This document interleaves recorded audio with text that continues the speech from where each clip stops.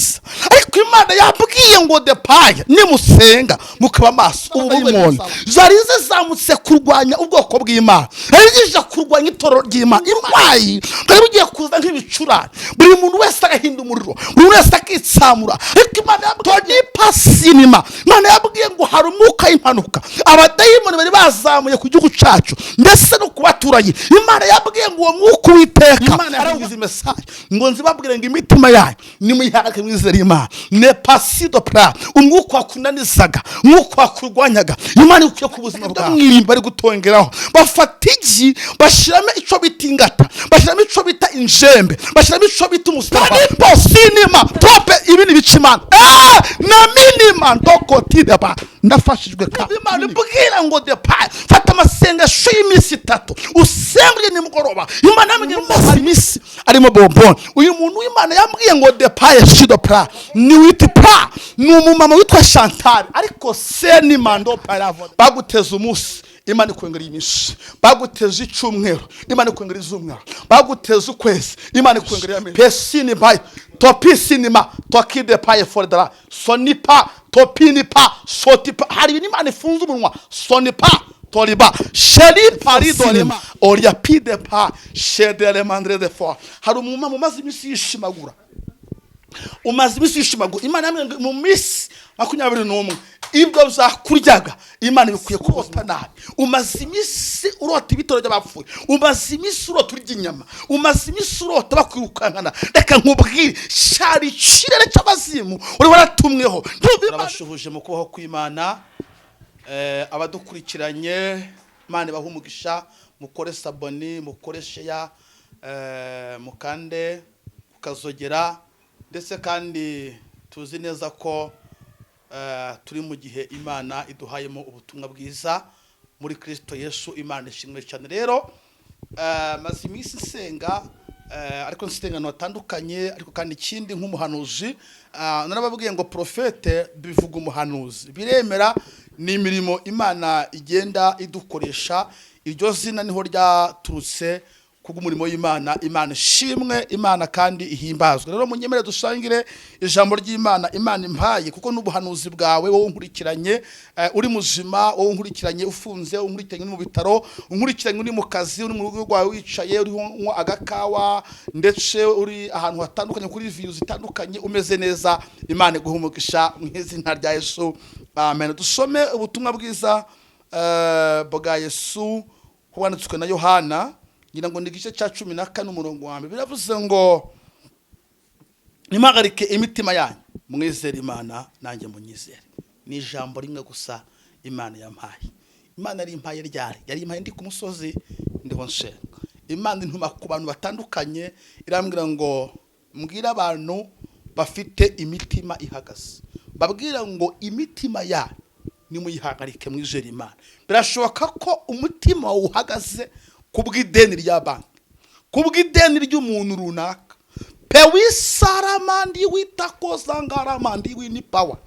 Birashoboka ko defosinima umutima uhagaze kubw'uburwayi, wagiye kwivuza mu kizungu biranga, ndetse bigira naho ujya kwivuza mu bagihanga biranga, ndetse amafaranga abantu barakoteza barakontibiriwa ibintu biranga, mu Bushinwa biranga, baraguseza mu gendo uryame nguzicwe n'indwara. Nkuza n'ijambo rivuga ngo umutima wawe nuhagarare. Iri nijwi numvishije, ntabwo ari ijambo gusa nasomye, ahubwo Imana ivugana nanjye mu ijambo ryayo. Irambwira ngo mabwire ngo imitima yanyu nimuyihagarike. Birashoboka ko hari ikintu gitumye umutima uhagarara. Ushobora kumaze imyaka myinshi uryama udasinzira. Birashoboka ko ushobora kuba wubatse urugo ariko ukabona n'isereri. Birashoboka ko ushobora kuba ufite akazi, ufite abakurwanya, abo mukorana bashoboja bagukoresha. Birashoboka ko mu buzima urimo hari ibintu birenze kimwe bitumye umutima wawe uhagarara. Ariko ndanye ubuhanuzi kambabwira, ndi umuhanuzi wirinda umuremo ubuhanuzi munsenga.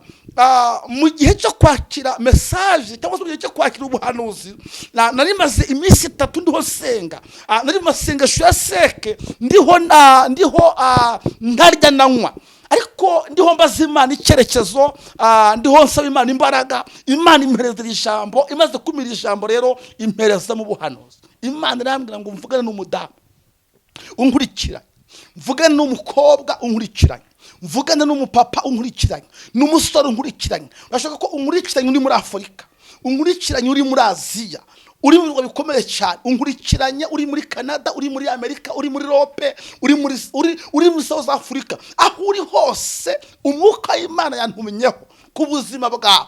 2026 mu kwezi kwa mbere kuri izi tariki, nawe today none ahangaha Imana irabwira ngo igitumye umutima uhagarara nticyongeye gutuma umutima uhagarara. Imana yabwiye ngo umutwaro umaranye igihe ku buzima bwawe Imana ije kugutura. Ndavuga n'umuntu ufite kwizera, kuko iyo umuntu atizera ntabwo anezeza Imana. Niko ijambo rivuga, kuko uwegera Imana akwiriye kwizera yuko iriho ikagororera abayikunda. Imana ishimwe cyane. Kandi Yakobo yavuze ku muntu utizera, igice cya mbere umurongo wa 6 n'uwa 7 n'uwa 8 ngo ariko rero utizera ntabwo anezeza Imana.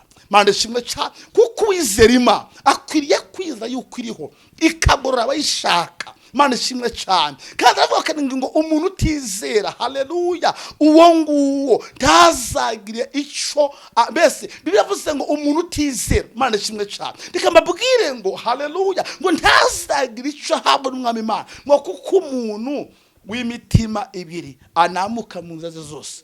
Ndahanurira ubuzima bwawe mu izina rya Yesu.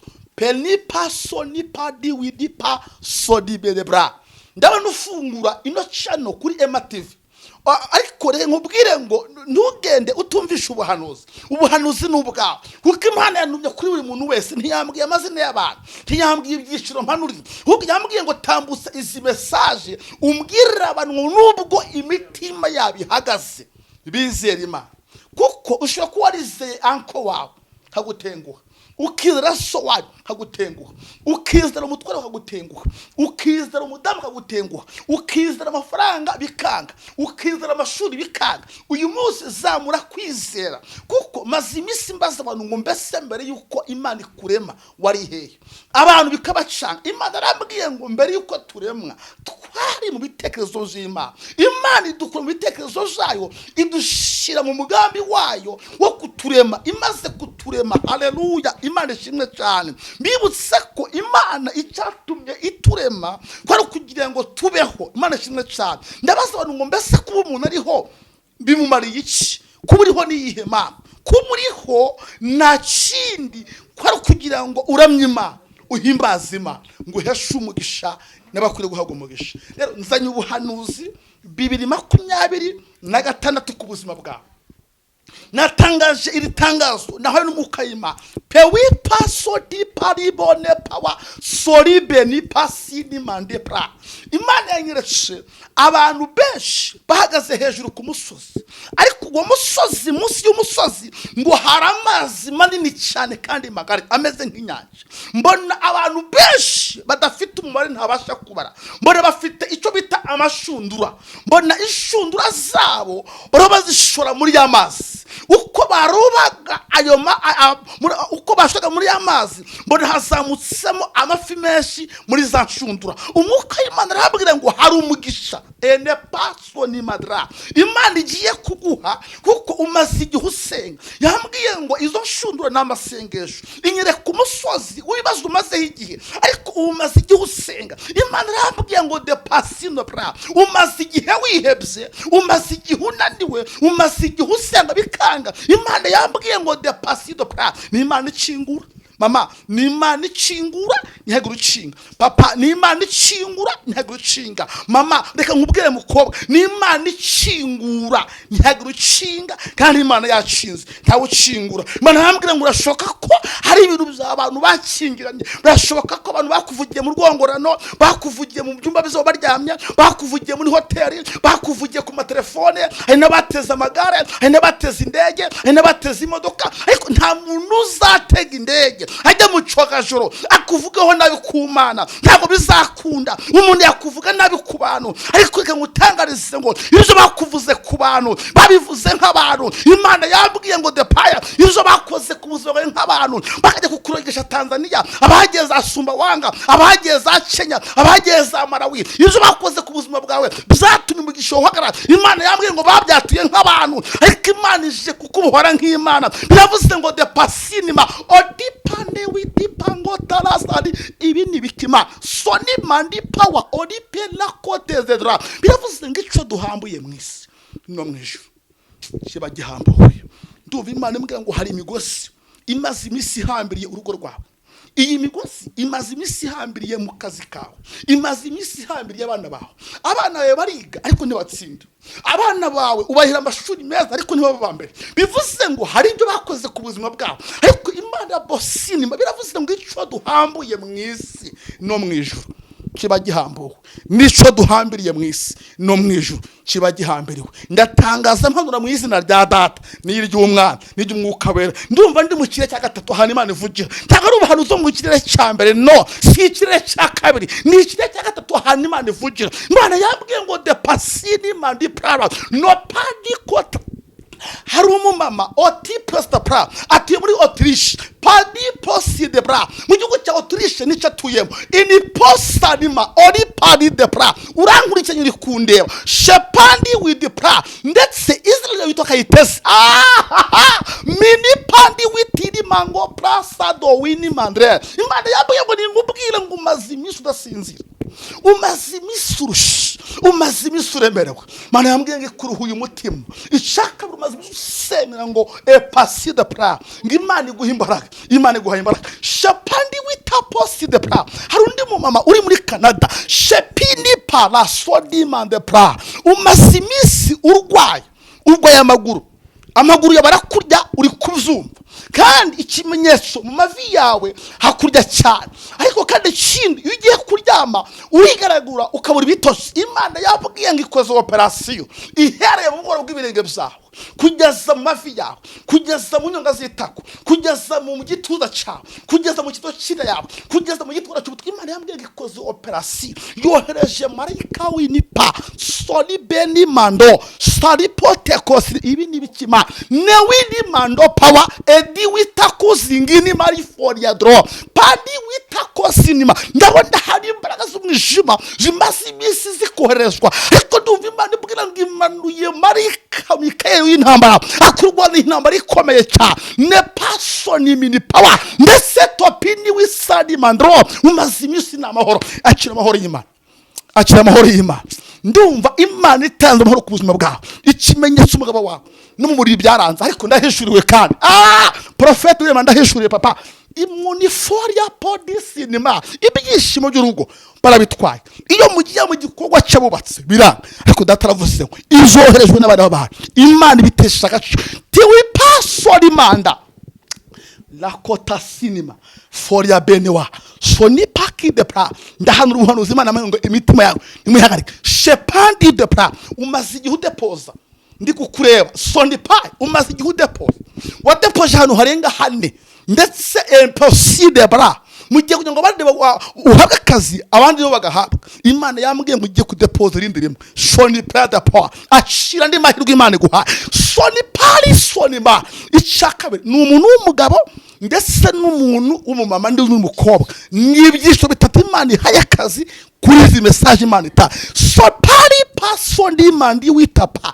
shebini sadpra. Hari uburwayi Satani Imana yabwiye ngo Satani azamuye uburwayi abuzamuye ku isi hose. Ni uburwayi bumeze nka korona yigeze iza, ariko Imana yabwiye ngo depaya nimusenga mukaba maso ubu burwayi ntibuzabataka. Azabaza y'imoni zari zizamutse kurwanya ubwoko bw'Imana, arigije kurwanya itoro ry'Imana. Imana yabwiye ngo ubu burwayi bwari bugiye kuza nk'ibicurane, buri muntu wese agahinda umuriro, buri wese akitsamura, ariko Imana yabwiye ngo ihagaritse icyo kirere cy'abadayimoni ku buzima bw'abana b'Imana. Imana ishimwe cyane. Todipa pasinima. Imana yabwiye ngo hari umwuka w'impanuka abadayimoni bari bazamuye ku gihugu cyacu ndetse no ku baturanyi. Imana yabwiye ngo uwo mwuka witeka arawuhagaritse ku buzima bw'abantu b'Imana. Gatatu, witeka avuze ngo depaye sori peni pasi doro. Wari ufite urubanza.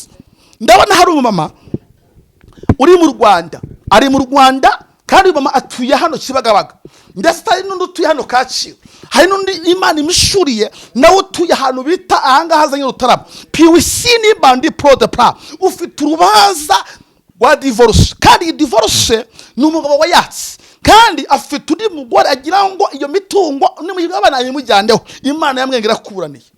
Ini posinima reposhado ba ni wowe kandi uri kwiyumva. Imana irakuraniye. Imana yantumyize message ngo nzibabwire ngo imitima yayo nimuyihake mwizera Imana. Ne pasido pra umwuka wakunanizaga, umwuka wakurwanyaga, Imana ikuye ku buzima bwawe. Ne pasido pra. Hari umudamu uri muri Kenya, ne posinima oria posta de pra. Umaze igihe ucuruza ariko byaranze, ariko Mana yanjye eni fori ya bone pra. Ikintu bakoze, hari inzoka y'uruziramire bakoherejeho. Iyo nzoka imaze igihe ikugenza. Mu yandi magambo, bafashe amazi bogesheje umupfu, bafata itaka ryo mwirimba bari gutongeraho, bafata igi bashiramo ico bita ingata, bashiramo ico bita injembe, bashiramo ico bita umusaraba, bashiramo ico bita panipo sinima tope. Ibi ni bici Imana na minima ndokotide ba. Ndafashijwe kandi ibi ni bici.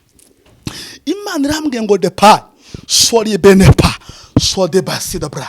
Imana irambwiye ngo shedeba irakubohoye, iboho ubucuruzi bwawe, inyenyeri yawe bari barayiroshe ngihume isinzire, ariko Uwiteka arayigarusha. Imana ishimwe cyane. Duho ntambuza message Imana yamara ne pasido pra. Hari umuntu umaze imisi arimo bombon. Uyu muntu w'Imana yambwiye ngo de paye shido pra ni witi pra. Ni umumama witwa Chantal, ariko seni mando para vode pra. Chantal Ahanuriye ikimenye Imana urarwaye ndetse pasido pra umuryango warakwanze, ariko data yambwiye ngo de paye shido pra.